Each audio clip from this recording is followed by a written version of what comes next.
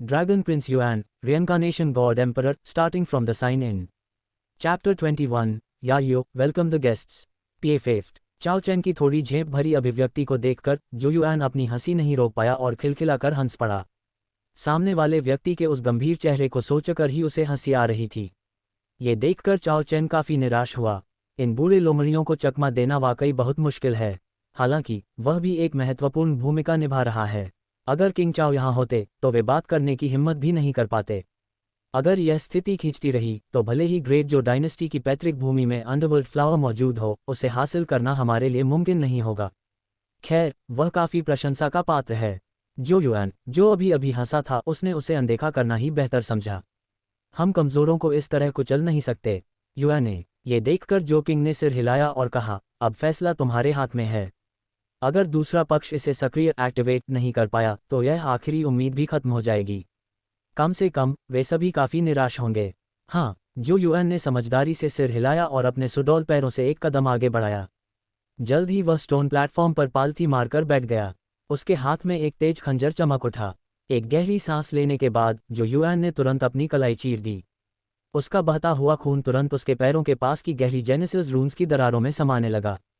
देखते ही देखते stone platform का आधा हिस्सा चमकीले लाल रंग में रंग गया। हालांकि उसी पल जो युआन का नाजुक शरीर कांपने लगा और उसका चेहरा सफेद पड़ गया। ये देखकर जो किंग ने अपनी बाईं मुट्ठी कस ली। ये ठीक नहीं है। वह जो युआन को रोकने के लिए आगे कदम बढ़ाने ही वाला था कि तभी उसे पास से खून के फुहारों की आवाज़ सुनाई दी।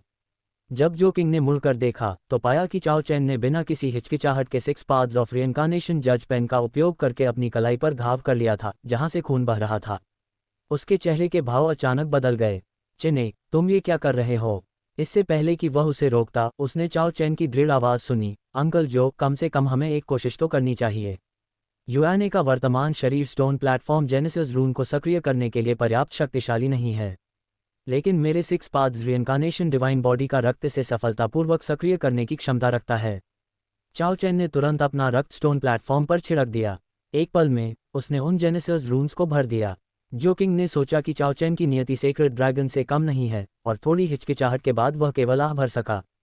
जो युआन का खून पूरे स्टोन प्लेटफॉर्म को ढकने के लिए पर्याप्त नहीं था, इसलिए परिणाम वैसे भी विफलता ही होता। चाओ चैन को कोशिश करने देना ही बेहतर है। शायद वाकई कोई चमत्कार हो जाए। जब चाओ चैन और जो युआन का रक्त स्टोन प्लेटफॉर्म के बीच में मिला तो जो किंग की आंखें फटी की फटी रह गईं। उसके चेहरे पर अविश्वसनीय आश्चर्य का भाव था। ये दोनों एक दूसरे के साथ कैसे मिल सकते हैं? हाँ, स्टोन प्लेटफॉर्म पर दोनों प्रकार के रक्त बिना किसी विरोध के पूरी तरह से आपस में विलीन हो गए। अगले ही क्षण वे टाइची के यिन और यांग की तरह घूमने लगे और काले और सफ़ेद रंग में बदलकर तीव्र प्रकाश उत्सर्जित करने लगे। गुस्से से भरी ड्रैगन की दहाड़ों के साथ एक ऐसी ठंडक फैल गई जैसे वह सीधे पाताल अंडरवर्ल्ड से आ रही हो। जो किंग की डरी हुई निगाहों के सामने चाओ चैन और जो युआन उस काले सफ़ेद प्रकाश में घिरकर गायब हो गए। काफी देर बाद उस शांत प्राचीन गुफा को देखते हुए उसने धीरे से कहा, मैंने कभी नहीं सोचा था कि चिने और युआन इतना अच्छा तालमेल दिखाएंगे। एक बड़ा अवसर जन्म लेने वाला है और ऐसा लगता है कि हमारी जो डायनेस्टी के 10,000 वर्षों तक समृद्ध रहने का दिन आखिरकार आने वाला है। जैसे ही काला सफ़ेद भंवर गायब हुआ, चाओ चैन ने थके हुए जो युआन को अपनी गोद में उठाया और ज़मीन पर उतार दिया। स्टोन प्लेटफॉर्म जेनेसिस रून के साथ हुए रक्त के मिलन को याद करते हुए उसने अपनी भौहें सिकोड़ लीं। मैंने कभी नहीं सोचा था कि मेरे 6 पाथ्स रिइंकार्नेशन डिवाइन बॉडी का रक्त ऐसा कुछ कर सकता है। इस विचार के साथ क्या अन्य शक्तिशाली वंशावलियों ब्लडलाइंस के साथ बिना किसी विरोध के जुड़ना संभव नहीं होगा? चाओ चैन ने अपना सिर हिलाया, अपनी जेब से कुछ ब्लड रिप्लेनिशिंग पिल्स निकाली और उन्हें जो युआन के होठों पर रखा। उसने अपनी जेनेसिस ची का उपयोग करके उन्हें तरल बना दिया ताकि वह उन्हें बेहतर तरीके से सोख सके। उसने चारों ओर देखा। अब वे उस पुरानी गुफा से बहुत दूर थे। जहां भी नजर जाती, बादलों तक ऊंचे विशाल पेड़ थे, जिनकी शाखाएं इतनी घनी थीं कि सूरज की रोशनी भी मुश्किल से अंदर आ पा रही थी। पास ही एक साफ पानी का झरना था जो घने जंगल की ओर बह रहा था। तभी आगे एक बड़े पेड़ के नीचे हरे कपड़ों में एक आकृति दिखाई दी। यह एक युवा लड़की थी जिसका शरीर सुडौल, त्वचा दूध जैसी सफ़ेद और बाल ढीले बंधे हुए थे। उसकी आंखें चमकती हुई और गहरी थीं। उसके नाजुक पैर घास पर चलते हुए चाओ चैन की ओर बढ़े। उसके माथे के बीच एक प्राचीन और रहस्यमयी निशान प्रून था जो उसे और भी रहस्यमयी बना रहा था। ऐसा लगता है कि ग्रैंपा हे सही थे, आज वाकई में कोई आया है। उस लड़की ने चाओ चैन को देखा, फिर उसकी बाहों में नाजुक जो युआन को देखकर अपनी भौहें सिकोड़ी और बुदबुदाई, क्या यहाँ 2 लोग हैं? उन्हें उम्मीद थी कि कोई आएगा, पर उन्हें यह उम्मीद नहीं थी कि दो लोग आएंगे। चाओ चैन ने सामने वाली लड़की को पहचान लिया, यहाँ केवल एक ही ऐसी लड़की हो सकती थी, यायो। ब्रदर चैन, हम कहाँ हैं? तभी जो युआन ने आंखें खोलीं। खुद को चाओ चैन की गोद में पाकर शर्म से उसके गाल लाल हो गए। उसे जागता देख चाओ चैन ने उसे धीरे से नीचे उतार दिया। ग्रेट जो एंसेस्ट्रल लैंड का स्टोन प्लेटफॉर्म यहाँ जुड़ा होना चाहिए। सही जगह के बारे में हमें इस लड़की से पूछना होगा। उसने लड़की की ओर देखा, जिसने जंगल की ओर इशारा करते हुए एक सीटी बजाई। तभी एक छोटे पिल्ले जैसा भूरा जीव लड़खड़ाते हुए यायो की ओर आया। जो युआन को ये छोटा जानवर दिलचस्प लगा। क्या ये कोई जेनेसिस बीस्ट है? ये थोड़ा अजीब दिखता है। उस छोटे जीव ने जो युआन की ओर देखकर आंखें घुमाईं और लड़की के पीछे चल दिया। जो युआन हैरान था, भला कौन सा जानवर इंसानों की तरह आंखें मटका सकता है? उसमें साफ तौर पर तिरस्कार का भाव था। ऐसा लगा जैसे वह जो युआन की जेनेसिस बीस्ट वाली बात से सहमत नहीं था। ये टून टून है, लड़की ने धीमी आवाज में कहा। अगर तुम किसी अवसर अपॉर्चुनिटी की तलाश में हो तो मेरे साथ आओ। चाओ चैन और जो युआन उसके पीछे चल दिए। रास्ते में जंगली जानवरों की दहाड़ें सुनाई दे रही थीं, लेकिन वे सभी उस छोटे जीव से डरे हुए थे, इसलिए वे सुरक्षित थे। पहुंच गए। लड़की एक खाली जगह पर रुकी। वहां एक झोपड़ी थी और उसके सामने एक कुर्सी पर काले कपड़ों में एक बूढ़ा आदमी लेटा हुआ था। उसने हाथ में एक पंखा ले रखा था और काफी आराम में दिख रहा था। आहत सुनकर उसने अपनी आंखें खोलीं। हाँ, वह बूढ़ा आदमी तुरंत खड़ा हो गया। उसे लगा था कि कोई साधारण व्यक्ति आएगा, पर यहाँ तो दो खास लोग आए थे। सेक्रेड ड्रैगन्स फॉर्चून और साथ ही रिइंकार्नेशन फॉर्चून, ये तो आसमान पलट देने वाली बात है।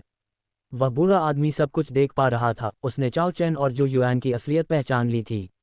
उसका चेहरा सदमे से काला पड़ गया था। लड़की भी ये देखकर हैरान थी। उसने ग्रैंपा हे को कभी इतना विचलित नहीं देखा था। उसने अपनी निगाहें चाओ चैन पर टिका दी, जो अपनी नियति फेट को मुट्ठी में थामे हुए लग रहा था। ये चक्र साधारण नहीं था। ब्रह्मांड में हर चीज का एक अंत होता है और अंत में उसी का शासन होता है। यायो, मेहमानों का स्वागत करो। Dragon prince Yuan, reincarnation god emperor, starting from the sign in. Chapter 22, I will take good care of my senior sisters daily life. तार्किक रूप से देखा जाए तो इस जगह के मालिक होने के नाते काले कपड़ों वाले उस बूढ़े व्यक्ति को एक निश्चित स्तर का अधिकार और दबदबा बनाए रखना चाहिए था। वह अपनी इच्छानुसार व्यवहार कर सकता था और दूर से आए मेहमानों के साथ अपने मन मुताबिक बर्ताव कर सकता था। अभी कुछ देर पहले तक, ये जानते हुए भी कि कोई आने वाला है, वह वहां आराम से लेटा हुआ था, जो उसके थोड़े आलसी स्वभाव को दर्शाता था। लेकिन अब चाओ चैन और जो युआन की किस्मत और उनके भाग्य लक को पहचानने के बाद वह अचानक बेहद उत्साहित हो गया था। यहाँ तक कि हरे कपड़ों वाली युवा लड़की यायो भी काफी हैरान थी।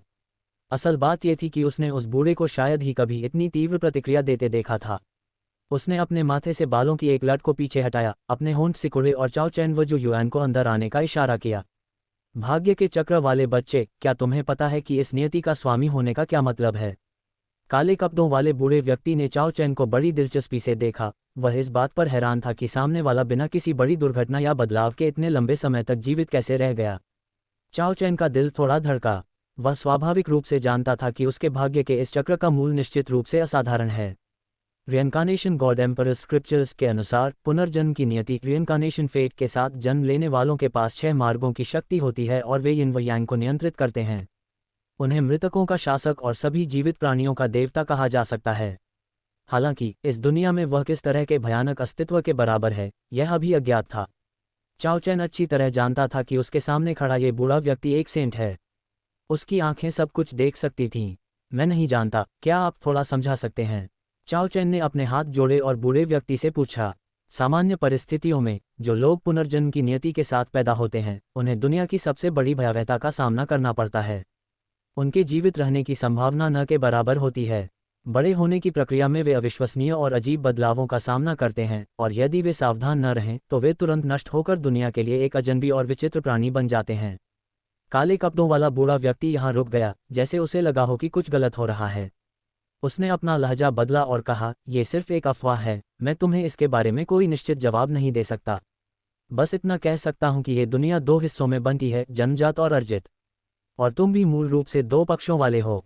कभी कभी मृत्यु वास्तव में मृत्यु नहीं होती और जीवन वास्तव में जीवन नहीं होता। सीमाओं से वास्तव में मुक्त होने के लिए व्यक्ति को उनसे ऊपर उठना चाहिए और अपने भाग्य पर नियंत्रण पाना चाहिए। वह बूढ़ा व्यक्ति तुरंत चुप हो गया।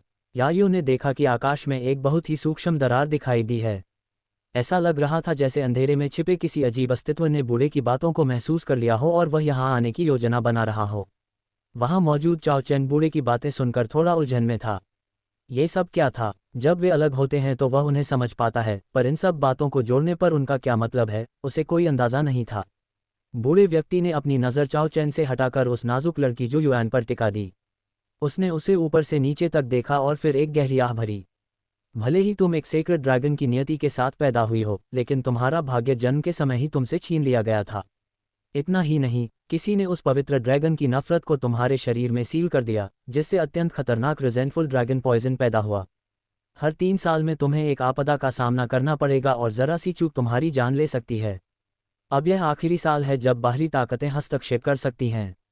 ये तुम्हारा सौभाग्य है कि तुम यहाँ समय रहते आ गई, अन्यथा तुम्हारी 8 मेरिडियन के प्रकट न होने की समस्या को हल करना और उन्हें खोलना असंभव हो जाता। अगर तुम इस दर्द को नहीं सह पाई तो तुम वाकई मर जाओगी। यह एक ऐसी परीक्षा थी जिसे केवल शरीर और इच्छाशक्ति को उसकी अंतिम सीमा तक धकेल कर ही पार किया जा सकता था। कृपया महोदय, मेरी मदद करें, मैं हमेशा आभारी रहूंगी। जो युआन ये सुनकर थोड़ा डर गई थी।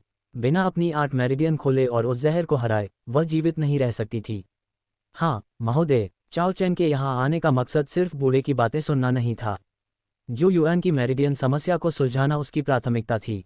दूसरा, उन्हें अंडरवर्ल्ड फ्लावर ढूंढना था। बूढ़े व्यक्ति ने चाओ चैन की ओर आंखें घुमाईं और कहा, मैंने यह नहीं कहा कि मैं मदद नहीं करूंगा। वह एक पल के लिए रुका और फिर एक सार्थक नज़र से चाओ चैन को देखा। उसने आगे जोड़ा, हालांकि तुम्हें भी मेरे लिए एक काम करना होगा। ये सुनकर चाओ चैन ने अनजाने में यायो और उस छोटे जीव टुनटुन की ओर देखा। बड़े बुजुर्ग, क्या यहाँ कोई अंडरवर्ल्ड फ्लावर है? यदि है तो क्या आप मुझे थोड़ा दे सकते हैं? मैं आपकी हर संभव मदद करना चाहता हूँ, उसने मासूमियत से पूछा। बूढ़े व्यक्ति के होंठ थोड़े फड़फड़ाए। निर्लज, मैं कैंग युआन हूँ, अगर ऐसी बात है तो मैं तुम पर एक और उपकार कर देता हूँ। उसने एक शैतानी मुस्कान के साथ कहा, इसका मतलब है कि तुम दोनों मेरे शिष्य बनोगे। इस नाते यायो तुम्हारी सीनियर सिस्टर बड़ी बहन होगी। इसके बाद तुम लोग एक दूसरे का ख्याल रखोगे और आने वाली समस्याओं का मिलकर सामना करोगे। ये सुनकर चाओ चैन का चेहरा थोड़ा अजीब हो गया। उसे शक था कि वह बूढ़ा उससे कुछ ज्यादा ही उम्मीद कर रहा है। ग्रैंपा ब्लैकी, आप ऐसा कैसे कर सकते हैं? यायो थोड़ा चिंतित होने लगी थी। उसने नहीं सोचा था कि बात उस पर आ जाएगी। वह नहीं समझ पा रही थी कि अचानक 2 और शिष्य क्यों लिए जा रहे हैं। यायो, सेंट कैंग युआन मुस्कुराया और बोला, ग्रैंपा हे को कुछ ज़रूरी काम निपटाने हैं और मुझे जल्द ही निकलना होगा। मैं तुम्हें अकेला छोड़ने को लेकर चिंतित हूँ, इसलिए मैं इन दोनों को तुम्हारे छोटे भाइयों की तरह साथ जोड़ रहा हूँ, ताकि मेरे जाने के बाद तुम्हारा ख्याल रखने वाला कोई हो। बाहरी दुनिया बहुत बड़ी है, पर मुझे तुम्हारी फिक्र है। यायो ने अपने होंठ सिकुड़े और हाथ बांधकर खड़ी हो गई। उसने सिर हिलाते हुए कहा, ये तो सिर्फ ची नरिशिंग रेल में है, बहुत कमज़ोर है।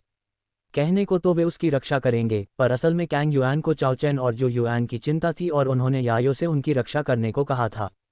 चाओ चैन को बुरा नहीं लगा, जो सच था सो सच था। हे, उनके वर्तमान स्तर को देखकर उन्हें कम मत समझो। उनकी क्षमताएं असीमित हैं। कैंग युआन मुस्कुराया और जो युआन की ओर देखा।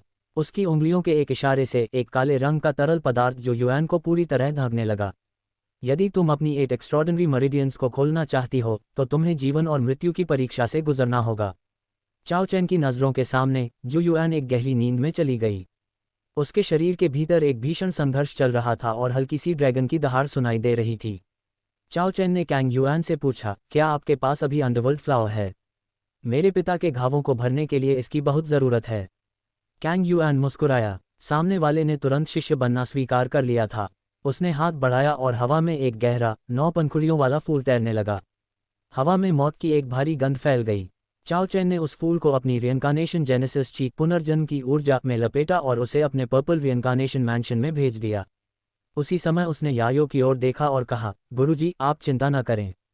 मैं अपनी सीनियर सिस्टर के रोज़मर्रा के कामों और उनकी ज़रूरतों का पूरा ख्याल रखूंगा। Dragon prince Yuan, reincarnation god emperor, starting from the sign in. Chapter 23, is this separation forever? हम सेंट कैंग युआन को न जाने क्यों चाओ चैन की बातों में एक गहरा अर्थ छिपा हुआ महसूस हुआ। उन्होंने अपना सिर खुजलाया और यायो से बस इतना ही कहा, ग्रैंपा ब्लैक के जाने के बाद तुम इसके साथ रह सकती हो। वैसे तुम्हारा नाम फिर से क्या बताया था? चाओ चैन थोड़ा शर्मिंदा हुआ। भला ऐसा कौन है जो नाम जाने बिना ही शिष्य बना ले और सब कुछ तय भी कर दे? ये बहुत जल्दबाजी थी। मेरा नाम चाओ चैन है और यह जो युआन है। सेंट कैंग युआन ने गंभीरता से सिर हिलाया, जैसे अब उन्होंने आधिकारिक तौर पर चाओ चैन और जो युआन को अपने शिष्यों के रूप में स्वीकार कर लिया हो। काले तरल पदार्थ से ढकी जो युआन पर एक नज़र डालने के बाद वे चाओ चैन की ओर मुड़कर मुस्कुराए। यायो, जेनेसिस ची उत्पत्ति ऊर्जा का उपयोग नहीं कर सकती, लेकिन वह जेनेसिस रून्स उत्पत्ति प्रतीकों में माहिर है। हालांकि लोगों के साथ घुलने मिलने के मामले में वह तुमसे बहुत पीछे है। मेरे जाने के बाद उसे तुम्हारी ज़रूरत होगी। उन्होंने चाओ चैन को एक जेड पेंडेंट येशम की पटिया थमाई। तुम्हें देखकर लगता है कि तुम पहले से ही एक उच्च स्तर की जेनेसिस ची तकनीक और सोल फॉर्जिंग तकनीक का अभ्यास कर रहे हो, यहाँ तक कि तुम्हारे पास एक विशेष जेनेसिस वेपन भी है, इसलिए मैं तुम्हें हथियार जैसा कुछ नहीं दूंगा। इसके अंदर जो कुछ भी है वह तुम्हारी छोटी बहन के लिए है। चाओ चैन हैरान नहीं था, उसे पता था कि उसे भी इससे फ़ायदा होगा। वह अंडरवर्ल्ड फ्लावर कोई साधारण फूल नहीं था। सेंट कैंग युआन से कुछ मांगने के बजाय यायो के करीब रहना ज़्यादा बेहतर था। उस लड़की के पास कई अद्भुत विचार और तकनीकें थीं, लेकिन फिर भी मैं तुम्हें कुछ दूंगा। सेंट कैंग युआन ने सोचा और पूछा, तुम किस तरह का हथियार इस्तेमाल करते हो? उन्होंने अपनी कलाई हिलाकर 30 सेंटीमीटर लंबा एक काला पेन निकाला। कान से जैसा दिखने वाला ये पेन समय की मार झेल चुका था और काफ़ी पुराना लग रहा था, पर अभी इसमें कोई जान नहीं दिख रही थी। यह एक जेनेसिस रून पेन है, जिसे हेवनली जेनेसिस ब्रश कहा जाता है। एक समय में यह एक सेंट जेनेसिस वेपन था, पर अब इसने अपनी चमक खो दी है। केवल तुम ही इसे वापस जीवित कर सकते हो। सेंट कैंग युआन का चेहरा यादों से भर गया। वे उसे चाओ चैन को सौंपना चाहते थे, लेकिन तभी जैसे ही उन्होंने चाओ चैन के हाथ में 6 पाथ्स ऑफ रिइंकार्नेशन जज पेन देखा, वे पूरी तरह दंग रह गए। क्या उन्होंने क्या देखा? एक जीवित, सांस लेता हुआ दिव्य हथियार, डिवाइन वेपन, वह भी एक रून पेन के रूप में। ये सेंट कैंग युआन के लिए अविश्वसनीय था। तुम सेंट कैंग युआन समझ गए कि उस पेन की आभा चाओ चैन की पुनर्जन्म वाली किस्मत से मेल खाती है। भला किसी के पास ऐसा दिव्य हथियार कैसे हो सकता है? हालांकि अभी इसकी पूरी शक्ति जागी नहीं थी, पर यह था एक डिवाइन वेपन ही। ये जन्मजात है। हाँ, बिल्कुल ऐसा ही है। चाओ चैन ने मुस्कुराते हुए अपने 6 पाथ्स ऑफ रिइंकार्नेशन जज पेन से खेलते हुए कहा। पास खड़ी यायो की नज़रें भी उस पर टिक गईं। वह जानती थी कि जेनेसिस रून्स बनाने के लिए वह पेन कितना शक्तिशाली हो सकता है। तो फिर ये हेवनली जेनेसिस ब्रश मैं तुम्हारी छोटी बहन को दूंगा। सेंट कैंग युआन ने एक लंबी सांस ली। उन्हें थोड़ा पछतावा हुआ कि उन्होंने पहले क्यों पूछा। चाओ चैन के पास पहले से ही उससे बेहतर चीज़ थी। तो फिर सिस्टर युआने की तरफ से मैं आपका शुक्रिया अदा करता हूँ। चाओ चैन ने तुरंत वह ब्रश ले लिया, जैसे उसे डर हो कि कहीं गुरुजी अपना मन न बदल लें। नहीं, तभी काले तरल में लिपटी जो युआन अचानक चिल्लाई। अगले ही पल वह तरल गायब हो गया और जो युआन बाहर आ गई। उसका चेहरा पसीने से तरबतर था और उसके कपड़े शरीर से चिपके हुए थे। एक जोरदार ड्रैगन की दहाड़ गूंजी। जो युआन ने घबराकर चारों ओर देखा और महसूस किया कि वह उस अंधेरी दुनिया से बाहर आ गई है। मेरी 8 मेरिडियन प्रकट हो गई हैं। वह खुशी से झूम उठी।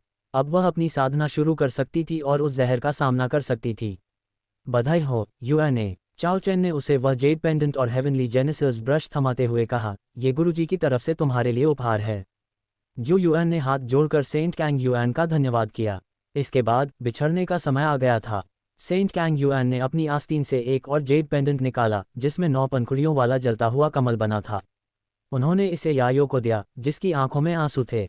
वह बचपन से ही उनके साथ यहाँ रही थी। यायो, मुझे पता है तुम्हारे मन में कई सवाल हैं, पर अभी मैं उनके जवाब नहीं दे सकता। उन्होंने भारी मन से कहा, अगर यह पेंडेंट जलने लगे तो समझ लेना कि वे तुम्हारे पीछे हैं। तब तुम्हें बहुत सावधान रहना होगा। यायो हैरान थी। वे कौन थे? पर सेंट कैंग युआन ने कुछ नहीं बताया। उन्होंने चाओ चैन और जो युआन से कहा, उम्मीद है तुम सुरक्षित रहोगे और यायो की रक्षा करोगे। और याद रखना, कभी भी यायो की सील मत तोड़ना और उसे जेनेसिस ची इस्तेमाल मत करने देना। इसके परिणाम भयानक होंगे, यहाँ तक कि मैं भी उसे नहीं संभाल पाऊंगा। इससे पहले कि वे कुछ कह पाते, सेंट कैंग युआन का चेहरा गंभीर हो गया। उन्होंने हाथ लहराया और जमीन की धूल उड़ गई, जिससे नीचे वही प्राचीन और जटिल जेनेसिस रून दिखाई दिया जो गुफा में था। रून चमकने लगा। सेंट कैंग युआन आने वाले खतरे को देख पा रहे थे, पर वे शांत थे। चाओ चैन, अपना वादा याद रखना।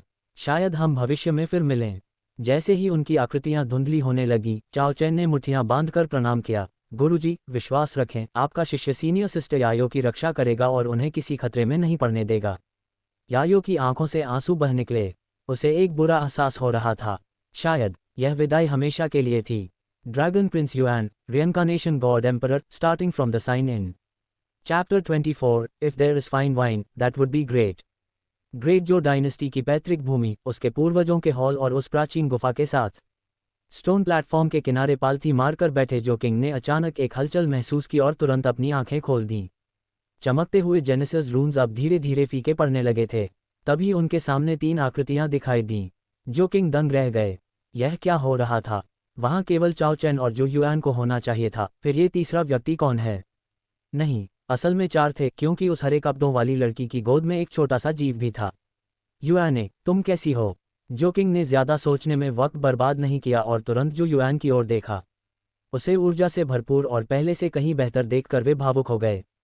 क्या वाकई समस्या सुलझ गई थी? पिताजी, मेरी 8 मेरिडियंस के प्रकट न होने की समस्या हल हो गई है और अब मैं उन्हें खोल सकती हूँ। जो युआन का जवाब सुनकर जो किंग अपनी खुशी नहीं रोक पाए और ठहाके मारकर हंसने लगे। आसमान ने मेरी ग्रेट जो का साथ नहीं छोड़ा है। इसका उदय निश्चित रूप से 10,000 वर्षों तक समृद्धि लाएगा। हरे कपड़ों वाली लड़की यायो चुपचाप खड़ी अपनी गोद में मौजूद टुनटुन को सहला रही थी और इस दृश्य को हैरानी से देख रही थी। उसे लगा कि इसमें इतना उत्साहित होने जैसी कोई बात नहीं थी।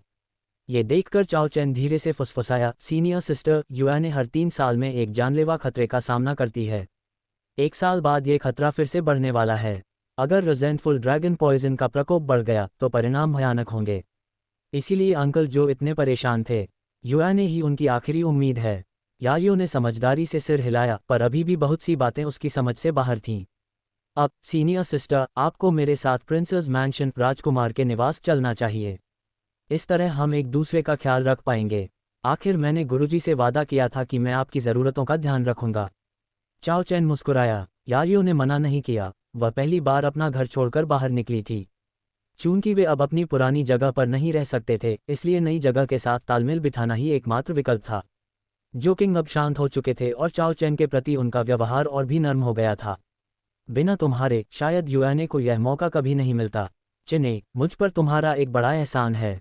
शुक्रिया। चाओ चैन ने विनम्रता से हाथ हिलाया। अंकल जो, आप बहुत दयालु हैं। युआने और मैं बहुत करीब हैं और आप और मेरे पिता भाइयों जैसे हैं। वैसे भी मुझे वह अंडरवर्ल्ड फ्लावर मिल गया है जिसकी मुझे तलाश थी। ये सुनकर जो किंग की आंखें चमक उठीं। क्या सच में उन्हें वह रहस्यमयी फूल मिल गया था? ये खबर उतनी ही बड़ी थी जितनी जो युआन की मेरिडियंस का खुलना। ग्रेट जो डायनेस्टी में 3 बड़ी ताकतें थीं, शाही परिवार, प्रिंस ची का महल और जनरल वे कैंगलन। जनरल अपनी कांगलान सेना के साथ तटस्थ न्यूट्रल रहते थे, क्योंकि अतीत की कुछ घटनाओं और प्रिंस ची की चालबाजी के कारण वे शाही परिवार से दूर हो गए थे। प्रिंस ची लगातार जनरल को अपनी ओर करने की कोशिश कर रहा था। अब जब चाओ चैन वह फूल ले आया था तो किंग चाओ, राजा झाओ के पुराने घाव भर सकते थे। एक बार वे ठीक हो गए तो शाही परिवार इतना शक्तिशाली हो जाएगा कि वे प्रिंस ची के प्रभाव को खत्म कर सकें। तो अंकल जो, अब यायो और मैं वापस प्रिंसेस मैंशन लौटेंगे। चाओ चैन ने कहा और जो युआन की तरफ मुड़ा। युआने, जल्दी ही हमसे मिलने आना। ची नरिशिंग रेल्म तक पहुंचना तुम्हारे लिए बहुत ज़रूरी है। जो युआन ने गंभीरता से सिर हिलाया। उसे पता था कि उसे मेहनत करनी होगी। ग्रेट जो सिटी, प्रिंस चाओज मैंशन। घर पहुंचते ही चाओ चैन सीधे मुख्य हॉल की ओर गया जहां किंग चाओ इंतजार कर रहे थे। पिताजी, मैंने अपना काम पूरा कर लिया है। मैं अंडरवर्ल्ड फ्लावर ले आया हूँ। लेकिन अपने पिता की कमज़ोर हालत देखकर उसने पूछा, क्या आपकी किंग ची से लड़ाई हुई? थोड़ी झड़प हुई थी। वह शक्तिशाली है पर डरपोक भी। किंग चाओ ने खांसते हुए अपने होठों से खून पोंछा। किंग ची ने अपने बेटे ची यू की हार का बदला लेने के लिए हमला किया था। अगर वह थोड़ा और साहसी होता तो उसे पता चल जाता कि किंग चाओ की हालत खराब है और वह तबाही मचा सकता था। चाओ चैन ने राहत की सांस ली और अपने पर्पल रिइनकार्नेशन मैंशन से वह 9 पंखुड़ियों वाला काला फूल निकालकर अपने पिता को दे दिया। एक बार आपके घाव भर जाएं तो किंग ची को पछताना पड़ेगा। किंग चाओ उस फूल की शक्ति देखकर दंग रह गए। तभी उनकी नज़र पीछे खड़ी लड़की यायो पर पड़ी। उनका चेहरा थोड़ा अजीब हो गया। सू युवे और ल्यूशी पहले से ही यहाँ थी। क्या यह एक और है? ये यायो हैं, मेरी सीनियर सिस्टर। चाओ चैन ने स्थिति स्पष्ट की। ये सुनकर किंग चाओ ने चैन की सांस ली। मुझे लगा था कि तुम एक और लड़की ले आए। जवान होना अच्छी बात है, पर मेरा बुढ़ापा ये सब नहीं झेल सकता। यायो अंकल चाओ को प्रणाम करती है, उसने शालीनता से कहा। किंग चाओ खुश हो गए और उन्होंने उपहार के तौर पर एक स्टोरेज पाउच, जादुई थैली, उसे दी। इसमें कुछ स्थानीय चीज़ें हैं, जैसे कि बेहतरीन शराब और स्वादिष्ट भोजन। यायो पहले तो उदासीन थी, पर जैसे ही उसने बेहतरीन शराब का नाम सुना उसकी आंखें चमक उठीं। ये किस तरह की शराब है? किंग चाओ थोड़े हैरान हुए कि एक लड़की शराब में इतनी दिलचस्पी क्यों ले रही है। ये चने की गुप्त विधि से बनाई गई 10 ड्रॉप्स ऑफ इंटॉक्सिकेशन है, ये बहुत ही स्वादिष्ट है। यायो ने अपने होंठ सिकुड़े, वह उत्साहित दिख रही थी। उसे लगा कि बाहरी दुनिया वाकई काफ़ी अच्छी है। क्या आप अगला चैप्टर जारी रखना चाहेंगे? Dragon prince Yuan, reincarnation god emperor, starting from the sign in. Chapter 25, reincarnation divine flame, the fire of extreme cold. Prince Charles mansion के मुख्य हॉल से निकलते ही चाओ चैन ने देखा कि यायो ने अपनी जादुई थैली स्टोरेज पाउच खोल ली है। उसने उसमें से वह जादुई शराब निकाली। तभी उसकी गोद में मौजूद टून को किसी स्वादिष्ट चीज़ की महक आई और वह लगभग थैली के अंदर ही घुस गया। यायो ने उसे एक हाथ से पकड़ा और जब उसे पर्पल स्पिरिट डियर का मांस खिलाया तब जाकर वह शांत हुआ। ये देखकर कि यायो तुरंत वह 10 ड्रॉप्स ऑफ इंटॉक्सिकेशन पीना चाहती है, चाओ चैन ने उसे टोका। सीनियर सिस्टर यायो, मुझे लगता है कि इसे अपने कमरे में जाकर पीना ही बेहतर होगा। आखिर यहाँ किसी का नशे में धुत होना संभालना मुश्किल हो सकता था। यायो ने उसकी बात अनसुनी कर दी। उसने शराब की बोतल खोली, उसकी महक ली और उसका खूबसूरत चेहरा हल्का गुलाबी हो गया। एक छोटे से घूंट ने ही उसे हैरान कर दिया। ये वाकई लाजवाब थी। चाओ चैन ने अपना माथा पीट लिया। ये सब उसके पिता की गलती थी, उन्होंने ऐसा उपहार दिया ही क्यों? पर अब कुछ नहीं किया जा सकता था। डिंग, नया साइन इन मिशन सक्रिय हुआ। ग्रेट जो एंसेस्ट्रल लैंड में सफलतापूर्वक प्रवेश करें, सेंट कैंग युआन के शिष्य बने और यायो व टून को वापस लाएं। तभी चाओ चैन के दिमाग में सिस्टम की आवाज़ गूंजी। उसने मन ही मन कहा, sign in. Ding, sign in सफल, बधाई हो, आपको इनाम मिला है, रियनकार्नेशन डिवाइन फ्लेम, पुनर्जन्म की दिव्य ज्वाला। चाओ चैन ने अपनी भौहें सिकोड़ी। रियनकार्नेशन डिवाइन फ्लेम। उसने सिस्टम स्पेस में देखा, वहां एक विचित्र सफ़ेद रंग की आग तैर रही थी जो धुएं की तरह घूम रही थी। उसके चारों ओर का तापमान इतना ठंडा था जैसे कोई बर्फीली खाई हो। उसने अपनी डिवाइन सोल की शक्ति से उस आग को छुआ और उसे पालतू बना लिया।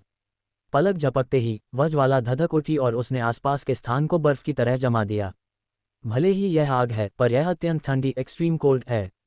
चाओ चैन अपनी ठुड्डी सहलाते हुए मुस्कुराया। अगर दुश्मन इसे देखेगा तो सोचेगा कि यह उसे जला देगी, पर असल में वह उसे जमाकर उसकी जीवन ऊर्जा सोख लेगी। यह अचानक हमला करने के लिए बेहतरीन हथियार था। मेरा कमरा कहाँ है? तभी गुलाबी गालों वाली यायो ने शराब की बोतल थामे हुए पूछा। चाओ चैन उसे देखकर दंग रह गया। उसने हंसते हुए कहा, एक साधारण इंसान इसकी 10 बूंदें पीकर गहरी नींद में सो जाता, पर आपने तो काफ़ी पी ली है। हालांकि यायो नशे में नहीं थी, पर वह काफ़ी खुश दिख रही थी। चाओ चैन उसे उस जगह ले गया जहां सू युवे और ल्यूशी रुकी हुई थीं। वहां सू युवे और ल्यूशी बड़ी उत्सुकता से इस नई लड़की को देख रही थीं। चाओ चैन ने संक्षेप में बताया, यह मेरी सीनियर सिस्टर यायो हैं। भले ही वह ओरिजिन ची का उपयोग न कर सकें, पर जेनेसिस रून्स में उनका ज्ञान मुझसे भी ऊपर है। अगर वे खुश रहीं तो तुम्हें बहुत कुछ सिखा सकती हैं। और यह छोटा जीव टून है, इसे मांस बहुत पसंद है। अब चाओ चैन अपनी अगली योजना बनाने लगा। सबसे बड़ा खतरा प्रिंस ची का महल था। प्रिंस ची का बड़ा बेटा ची हाओ फिलहाल जनरल वे कैंगलिन की सेना में सेवा दे रहा था और जनरल को अपनी ओर करने की कोशिश कर रहा था। अगर प्रिंस ची जनरल को अपनी ओर कर लेता तो ग्रेट जो का संतुलन बिगड़ जाता। इसलिए चाओ चैन को कैंगलिन काउंटी जाना ही था। इसके अलावा उसे याद आया कि वहाँ ब्लैक अबिस की खंडहरों में एक विशेष पौधा उगता है, फायर स्पिरिथॉन। अगर उसे यह चौथी श्रेणी का पौधा मिल गया तो वह ची नरशिंग रेल्म से आगे बढ़कर हेवन गेट रेल्म, स्वर्ग द्वार क्षेत्र के करीब पहुंच सकता था। उस खंडहर में एक और चीज़ थी, जेड इन्फेंट फ्रूट, येशम शिशु फल जो उम्र बढ़ा सकता था। ये किंग चाओ, सू युवे के दादा और महारानी कीन यू, जिन्होंने अपनी उम्र जो युआन को बचाने के लिए दांव पर लगा दी थी, के लिए बहुत ज़रूरी था। डिंग, कैंगलिन काउंटी जाएं और प्रिंस ची की योजना को विफल करें। आपको एक साइन इन अवसर मिलेगा। चाओ चैन के चेहरे पर मुस्कान आ गई। उसने सू युवे और ल्यूशी की ओर देखा और पूछा, तुम्हारी साधना कैसी चल रही है? सू युवे ने गर्व से कहा, मैंने 7 मेरिडियंस खोल ली हैं और जल्द ही 8वीं भी खोल लूंगी। ल्यूशी मुस्कुराई, मैंने 8 मेरिडियंस खोल ली हैं और मैं कभी भी ची नरशिंग रेल्म में प्रवेश कर सकती हूँ। चाओ चैन ने सिर हिलाया और कहा, ठीक है, तो तुम दोनों मेरे साथ कैंगलिन काउंटी चलोगी। क्या आप अगला चैप्टर जानना चाहेंगे? Dragon prince Yuan, reincarnation god emperor, starting from the sign in. Chapter 26, Wei Kangqing, great generals daughter and Canglin army vice commander. Great Zhou dynasty, Canglin county. ये दक्षिण पश्चिम सीमावर्ती क्षेत्र में स्थित है, जो ग्रेट जो सिटी से काफ़ी दूर है, लगभग 10 दिनों की यात्रा के बराबर। ये यात्रा काफ़ी चुनौतीपूर्ण थी, लेकिन चाओ चैन अकेला नहीं था, उसके साथ ल्यूशी, सू युवे, यायो और हमेशा की तरह टून भी थे। सावधानी के तौर पर स्ट्यूअर्ट बाइक, जो हेवन गेट रेल्म के एक शक्तिशाली विशेषज्ञ हैं, 1000 शाही सैनिकों की टुकड़ी के साथ आए थे। रास्ते में यायो के मार्गदर्शन से लिू शी और सू यूवे ने भी सफलतापूर्वक चीनरशिंग रेल में प्रवेश कर लिया था। सू यूवे का यिन यांग पर्पल मैंशन अब पूरी तरह सक्रिय हो चुका था, जो उसे दो विपरीत तकनीकों में महारत हासिल करने की शक्ति देता था। युवा राजकुमार, कैंगलिन काउंटी का मुख्य शहर बस आगे ही है। स्टुअर्ट बाई ने रथ के पर्दे के पीछे से याद दिलाया, जनरल वे कैंगलिन के साथ तालमेल बिठाना आसान नहीं होगा। उनके यहाँ रुकने का मुख्य कारण पास की ब्लैक एबिस है। वह जगह बहुत खतरनाक है, हेवन गेट रेल्म का विशेषज्ञ भी वहां अपनी जान गंवा सकता है।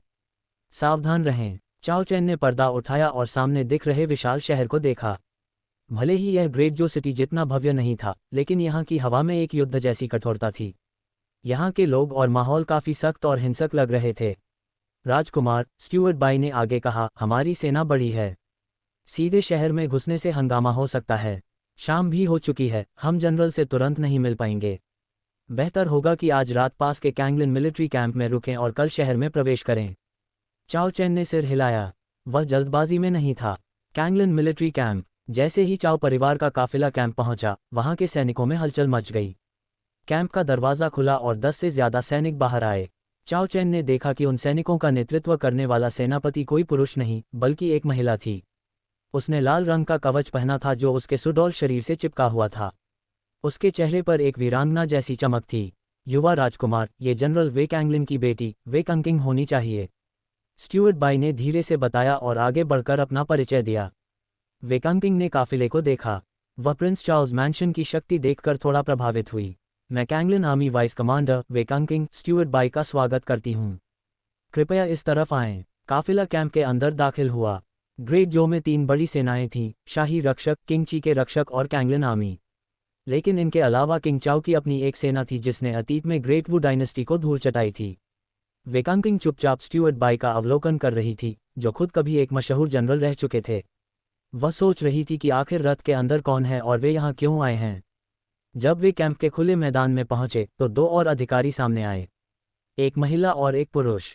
पुरुष अधिकारी सफेद कवच में था और उसके पास से शक्तिशाली जेनेसिस ची का एहसास हो रहा था। वह चीनरशिंग रेल्म के उन्नत चरण में था।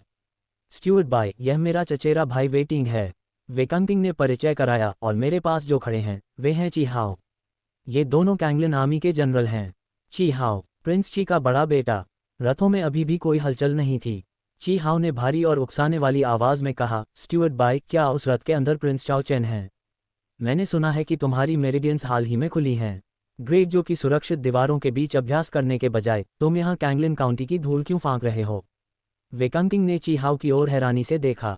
वह आमतौर पर बहुत सभ्य और मुस्कुराने वाला व्यक्ति था, पर आज उसके शब्दों में जहर घुला हुआ था। उसे प्रिंस चाओ चैन के बारे में काफी उत्सुकता थी। वह मन ही मन सोच रही थी, मैंने सुना है कि प्रिंस ची का छोटा बेटा मारा गया है। क्या उसका इस राजकुमार से कोई संबंध है? अगले चैप्टर के लिए तैयार रहें। Dragon prince Yuan, Reincarnation God Emperor, starting from the sign in. Chapter 27, यायो, तुमने शराब का जग क्यों छीन लिया? तो तुम प्रिंस ची के महल के बड़े बेटे हो। मैंने सुना था कि तुमने ग्रेट जो अकेडमी से स्नातक किया और कैंगलिन काउंटी आकर जनरल की कैंगलिन आर्मी में शामिल हो गए। चाओ चैन ने रथ का पर्दा हटाया, नीचे उतरा और सफेद कवच पहने उस युवक ची हाओ को शांति से देखते हुए बोला, मुझे अंदाजा नहीं था कि तुम इतनी जल्दी जनरल बन जाओगे। लगता है तुमने अपने पिता की चालाकी विरासत में ली है। दिलचस्प बात यह है कि तुम अपने पिता की रक्षक सेना में शामिल होने के बजाय यहाँ आए। शायद मुझे तुम्हें कैंगलिन आर्मी का अगला कमांडर बनने के लिए अभी से बधाई दे देनी चाहिए। ये सुनकर ची हाओ का चेहरा गुस्से से सफेद पड़ गया। चाओ चैन खुलेआम उसका अपमान कर रहा था, यह इशारा करते हुए कि उसकी पदोन्नति योग्यता से नहीं बल्कि चापलूसी या किसी साजिश से हुई है। उसने आसपास के सैनिकों के मन में भी बीज बो दिया कि ची हाओ यहाँ किसी गुप्त मकसद से आया है। यहाँ तक कि वे कंकिंग ने भी अपनी भौहें सिकुड़ी। उसे भी आश्चर्य हुआ कि ची हाओ अपने पिता का उत्तराधिकारी होने के बावजूद यहाँ क्यों सेवा दे रहा है। पहली मुलाकात और गलतफहमी। वे कंकिंग ने चाओ चैन का अवलोकन किया। वह दिखने में अत्यंत आकर्षक और सुंदर था। सफेद कढ़ाई वाले कपड़ों में उसका व्यक्तित्व किसी देवता जैसा लग रहा था। मुझे नहीं पता था कि राजकुमार इतने वाक्पटु हैं। मैं यहाँ देश की रक्षा करने आया हूँ, राजनीति करने नहीं, ची हाओ ने मुठियां भींचते हुए ठंडे स्वर में कहा। देखना यह है कि तुम्हारी ताकत भी तुम्हारी बातों जैसी है या नहीं। तभी दूसरे रथ से 3 खूबसूरत लड़कियां बाहर आईं, लियू शी जिसने टुनटुन को पकड़ा था, त्सु युवे और यायो। उन्हें देखकर वे कंकिंग के मन में कड़वाहट आ गई। उसे लगा कि चाओ चैन कोई महत्वपूर्ण काम करने के बजाय यहाँ लड़कियों के साथ पिकनिक मनाने आया है। लगता है राजकुमार का शौक काफी रंगीन है, वे कंकिंग ने अपने हाथ बांधते हुए रूखे स्वर में कहा। ची हाओ की धमकी। ची हाओ ने लियू शी को पहचान लिया। मार्कुस लियू की बेटी लियू शी। मूल रूप से उसके पिता की योजना लियू शी की शादी अपने दूसरे बेटे ची यू से करने की थी ताकि लियू परिवार को अपनी ओर किया जा सके। पर चाओ चैन ने वह योजना मिट्टी में मिला दी थी। हे ची हाओ, तुम्हारा छोटा भाई ची यू कहाँ है? लियू शी ने शरारत से पूछा। वह साधना के लिए गया है, ची हाओ ने जहर उगलते हुए कहा। वह जानता था कि उसके भाई की मौत के पीछे इन्हीं लोगों का हाथ है। ओह, मैं भूल गई थी, लियू शी ने मुस्कुराते हुए कहा। सुना है वह ब्लैक फॉरेस्ट में किसी जंगली जानवर का शिकार हो गया। मुझे बहुत दुख हुआ। ची हाओ गुस्से से कांप उठा। उसने लियू शी को चेतावनी दी, तुम्हें गलत लोगों का साथ नहीं देना चाहिए, वरना बाद में पछताओगी। क्या तुम मुझे धमकी दे रहे हो? लियू शी ने चाओ चैन का हाथ पकड़ते हुए कहा। तभी पीछे खड़े चाओ सेना के सैनिकों ने अपनी घातक आभा छोड़ी, जिससे ची हाओ सिहर गया। वह जानता था कि 1000 की यह अनुभवी सेना उसे पल भर में कुचल सकती है। ये रात लंबी और ठंडी होगी, राजकुमार। अपनी नींद का ख्याल रखना। ची हाओ बुदबुदाया और वहां से चला गया। कैंप फायर की रात होने पर कैंप फायर जलाया गया। वे कंकिंग को अपनी पिछली बात के लिए थोड़ा पछतावा हो रहा था जब उसे पता चला कि लियू शी राजकुमार की मंगेतर है। वह एक शराब का जग लेकर चाओ चैन के पास आई। राजकुमार, आप यहाँ पहली बार आए हैं, आपके सम्मान में एक जाम। उसने एक गिलास भरा और गटक गई। तभी यायो वहां प्रकट हुई। उसकी गोद में टुनटुन मजे से मांस खा रहा था। यायो की नाक ने शराब की खुशबू सूंघ ली थी। वे कंकिंग ने मुस्कुराते हुए दूसरा गिलास भरा और यायो की ओर बढ़ाया। क्या तुम भी पीना चाहोगी? लेकिन इससे पहले कि वह गिलास पकड़ा पाती, वह हक्की बक्की रह गई। उसने देखा कि उसका बायां हाथ खाली है और दायां हाथ हवा में है। यायो ने गिलास का इंतजार नहीं किया था, उसने सीधे वे कंकिंग के हाथ से शराब का पूरा जग ही छीन लिया था। क्या यायो सारी शराब अकेले पी जाएगी? अगले चैप्टर में देखें। एक प्रासंगिक सवाल, क्या आप चाहते हैं कि मैं अगले चैप्टर में चाओ चैन और वे कंकिंग की बढ़ती केमिस्ट्री पर ध्यान दूं? Dragon prince Yuan, reincarnation god emperor, starting from the sign in. Chapter 28, general Wei Canglin अपनी स्थिति से भली भांति परिचित हैं। अगले दिन सुबह के समय चाओ चैन, लियू शी, त्सु युवे, यायो और स्टीवर्ट बाई रथ में सवार होकर वे कंकिंग के साथ शहर में दाखिल होने के लिए निकले। पूर्वी गेट पर लोग पहले से इंतजार कर रहे थे। ची हाओ, वे टिंग और उनके साथ एक बूढ़ा व्यक्ति था जिसकी आंखें धंसी हुई थी और चेहरा बेहद कठोर था। राजकुमार, ची हाओ ने कल रात कोई हमला नहीं किया, इसके बजाय उसने इस बूढ़े को बुलाया है। सुना है इसका मकसद जनरल के बेटे के शरीर से जहर निकालना है, स्टीवर्ट बाई ने धीरे से जानकारी दी। जनरल का बेटा वेबिन एक खतरनाक जहर से पीड़ित है। अगर ची हाओ उसे ठीक करवा देता है तो जनरल वे कैंगलन पूरी तरह से प्रिंस ची के पाले में चले जाएंगे। चाओ चैन ने उस बूढ़े को देखा और मन ही मन मुस्कुराया। एक तीसरी श्रेणी का ओरिजिन रून मास्टर उस जहर को निकाल पाएगा। नामुमकिन, चुनौती और उम्मीद। वे कंकिंग ने परिचय कराया। राजकुमार, ये मास्टर यिंग हैं, जिन्हें ची हाओ ने मेरे भाई के इलाज के लिए आमंत्रित किया है। एक तीसरी श्रेणी का रून मास्टर हेवन गेट रेल्म के विशेषज्ञ के बराबर माना जाता है। ग्रेट जो डायनेस्टी में ऐसे लोग बहुत कम हैं। हालांकि ची हाओ ने दिखाया कि वह इसे लाया है, पर असल में इसके पीछे किंची का पैसा और साजिश थी। तो फिर इंतजार करते हैं और देखते हैं, चाओ चैन ने यायो की ओर एक संक्षिप्त नजर डालते हुए कहा। असली मास्टर तो उसके बगल में बैठी थी। जनरल्स मैंशन में मुलाकात। शहर के अंदर जनरल के महल में एक मध्यम आयु वर्ग का व्यक्ति बैठा था। उसके शरीर से निकलने वाली आभा इतनी शक्तिशाली थी कि आसपास के लोग दबाव महसूस कर रहे थे। ये कैंगलन काउंटी के रक्षक जनरल वे कैंगलन थे। चाओ चैन को देखकर जनरल के चेहरे पर मिश्रित भाव आए। वह कभी किंग चाओ का दाहिना हाथ हुआ करता था, लेकिन अतीत की कुछ कड़वाहट ने उन्हें दूर कर दिया था। चाओ चैन, अंकल वे को प्रणाम करता है। चाओ चैन ने शिष्टाचार दिखाया। जनरल का व्यवहार ठंडा था, उन्होंने बस बैठने का इशारा किया। चाओ चैन को इससे कोई फर्क नहीं पड़ा। वह यहाँ किसी का दिल जीतने नहीं, बल्कि प्रिंस ची के खेल को बिगाड़ने आया था। वे बिन का जहर और अतीत की कड़वाहट। जनरल ने मास्टर यिंग का स्वागत बहुत गर्मजोशी से किया। मास्टर, मैंने सुना है कि आप जहरीले रूनों को नष्ट करने में माहिर हैं। मास्टर यिंग ने गर्व से कहा, जनरल, मैंने पहले भी ब्लैक अबिस के मियास्मा जहर का इलाज किया है। मुझे पूरा विश्वास है कि मैं आपके बेटे को ठीक कर दूंगा। ब्लैक अबिस एक ऐसी जगह है जहां अपराधियों और जंगली जानवरों का राज है। वहां का सबसे शक्तिशाली गुड ब्लैक पॉइजन सिटी है, जिसका राजा ब्लैक पॉइजन किंग एक वास्तविक टाइचू रेल्म का विशेषज्ञ है। वर्षों पहले जब उसने कैंगलन पर हमला किया था, तब जनरल वे कैंगलन ने उसे पीछे तो धकेल दिया, पर वे उसके गुप्त जहर मियास्मा का शिकार हो गए। जनरल ने अपनी शक्ति से जहर रोक लिया, लेकिन उनका बेटा वे बिन जन्म के समय ही इसकी चपेट में आ गया। जनरल के मन में किंग चाओ और शाही परिवार के प्रति नफरत का कारण यही था। उन्हें लगता था कि अगर उस समय किंग चाओ ने मदद की होती तो ब्लैक पॉइजन किंग मारा जाता और उनके बेटे को यह नर्क न झेलना पड़ता। मास्टर यिंग ने अपनी तैयारी शुरू की, जबकि चाओ चैन और यायो शांति से तमाशा देख रहे थे। एक प्रासंगिक सवाल, क्या आपको लगता है कि मास्टर यिंग की विफलता के बाद चाओ चैन सीधे मदद की पेशकश करेगा या वह यायो को आगे बढ़ाएगा? Dragon prince Yuan, reincarnation god emperor, starting from the sign in. Chapter 29। आप काडम डियर टाइचू में होकर भी मूर्ख बन रहे हैं, ये हास्यास्पद है। अद्भुत। मास्टर यिंग, जश्न। मास्टर यिंग का आत्मविश्वास देखकर जनरल वे कैंगलन के दिल से एक बड़ा बोझ उतर गया। उन्होंने उत्साह से कहा, मास्टर, आपको थोड़ा कष्ट करना होगा। अगर आपने मेरे बेटे का जहर निकाल दिया तो मैं आपको ऐसा उपहार दूंगा जो आपने कभी सोचा भी नहीं होगा। मास्टर यिंग के चेहरे पर एक कुटिल मुस्कान आ गई। उन्हें जनरल से पुरस्कार मिलने का पूरा भरोसा था। जैसे ही वे अंदर के कमरे में जाने लगे, ची हाओ ने चाओ चैन के पास से गुजरते हुए मजाक उड़ाया। युवा राजकुमार चाओ, अब जबकि मास्टर मेरे भाई वेबिन को ठीक कर देंगे तो बेहतर होगा कि आप कैंगलन काउंटी छोड़कर चले जाएं। जनरल का झुकाव अब प्रिंस ची की ओर होने लगा था। चाओ चैन ने उनका पीछा नहीं किया, वह शांति से अपनी चाय पीता रहा। उसे पता था कि यह तथाकथित मास्टर केवल बातों का धनी है। नकली इलाज का खेल। कमरे के अंदर 8 साल का छोटा वेबिन बिस्तर पर पड़ा था।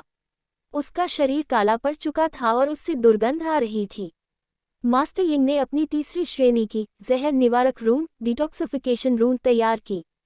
जैसे ही उसने वेबिन के शरीर पर रून उकेरा, एक अजीब रोशनी चमकी और लड़के के शरीर के काले धब्बे गायब होने लगे। शानदार, मेरे भाई का जहर निकल गया। वे कैंगलन खुशी से झूम उठी। जनरल वे कैंगलन ने अपनी गरिमा भूलकर मास्टर के हाथ थाम लिए। आप हमारे परिवार के रक्षक हैं, कृपया यही महल में रुकें। उन्होंने ची हाओ की ओर भी प्रशंसा भरी नजरों से देखा। मास्टर यिंग ने अपनी चाल चली, जनरल, राजकुमार चाओ चैन और उनके लोगों का यहाँ रुकना ठीक नहीं है। उनकी उपस्थिति से माहौल खराब हो रहा है। ये वे कैंगलन को शाही परिवार के खिलाफ खड़ा करने की एक साजिश थी। अगर जनरल उन्हें महल से निकाल देते तो ये प्रिंस ची के प्रति उनकी वफादारी का सबूत होता। धोखे का पर्दाफाश। जब वे सब हंसते मुस्कुराते बाहर आए तो उन्होंने देखा कि चाओ चैन अभी भी शांति से बैठा चाय पी रहा है। राजकुमार, अब आप जा सकते हैं, ची हाओ ने अहंकार से कहा। मास्टर यिंग ने जहर साफ कर दिया है, आपका यहाँ कोई काम नहीं है। जनरल वे कैंगलन ने भी मौन सहमति दी। चाओ चैन ने अपना कप नीचे रखा और शांत स्वर में पूछा, क्या वाकई? तो जनरल भी यही चाहते हैं? ठीक है, हम चले जाएंगे। हम नहीं चाहते कि कोई हमें जबरन बाहर निकाले। ची हाओ ने आग में घी डालते हुए कहा, जनरल, ये राजकुमार आप पर और वेबिन पर अभिशाप डाल रहा है।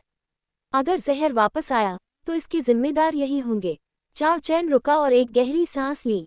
यहाँ आने से पहले मेरे पिता ने मुझे जनरल वे की बहादुरी और युद्धों की कहानियां सुनाई थी, उसने मुड़कर कहा। मुझे लगा था कि यहाँ आकर मुझे टाइचू रेल्म काडम डियर के एक शक्तिशाली विशेषज्ञ की सूझबूझ देखने को मिलेगी। मुझे नहीं पता था कि आप इतने मूर्ख होंगे कि एक सप्रेसेंट रून जहर दबाने वाली रून और डिटॉक्सिफिकेशन रून जहर निकालने वाली रून के बीच का अंतर भी नहीं पहचान पाएंगे। ये रून जहर निकाल नहीं रही, बल्कि उसे केवल 1 साल के लिए अंदर दबा रही है। चाओ चैन ने तंज कसा, एक तीसरी श्रेणी के रून मास्टर के हाथों सरेआम मूर्ख बनना। जनरल, ये बेहद हास्यास्पद है। बेचारा वेबिन, वह बच्चा अब और भी ज्यादा तड़पेगा। क्या जनरल चाओ चैन की बात पर विश्वास करेंगे या मास्टर के झांसे में रहेंगे? एक प्रासंगिक सवाल, क्या आप चाहते हैं कि चाओ चैन खुद आगे बढ़कर जहर निकालने का प्रदर्शन करे या यायो को मास्टर की गलती साबित करने दे? Dragon prince Yuan, Reincarnation God Emperor, starting from the sign in. Chapter 30, जहर का खुलासा और दुश्मन की हार। वहीं रुक जाओ, तुम ये क्या कह रहे हो? धोखा। शब्द सुनते ही चीहाओ के पसीने छूट गए। वह समझ नहीं पा रहा था कि चाओ चैन को इस सच्चाई का पता कैसे चला, लेकिन वह उसे खेल बिगाड़ने नहीं दे सकता था। क्या तुम वे बिन को श्राप दे रहे हो? मास्टर यिंग भी घबराया हुआ था। उसने अपनी घबराहट छुपाते हुए जनरल वे कैंगलिन से कहा, जनरल, ये राजकुमार इतने शुभ अवसर पर ऐसी अशुभ बातें कर रहा है। इसे तुरंत यहाँ से बाहर निकाला जाना चाहिए। जनरल वे कैंगलिन ने चाओ चैन की ओर देखा और एक टाई छू काडम विशेषज्ञ की शक्तिशाली आभा छोड़ी। राजकुमार, भले ही आप प्रिंस चाओ के पुत्र हों, लेकिन मेरे बेटे के बारे में ऐसी बातें करने के लिए आपको माफी मांगनी होगी। उसकी देह से जहर निकल चुका है, ये हम सब ने देखा है।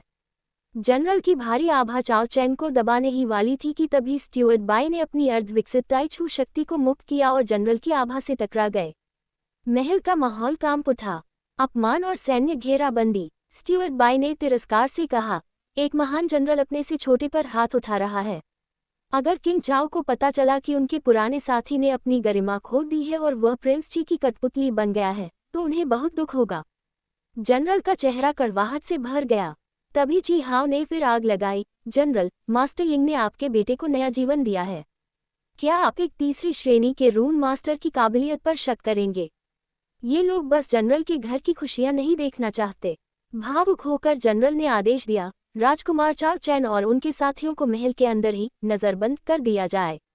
हम नहीं चाहते कि कोई बाहरी दुश्मन उन्हें नुकसान पहुंचाए।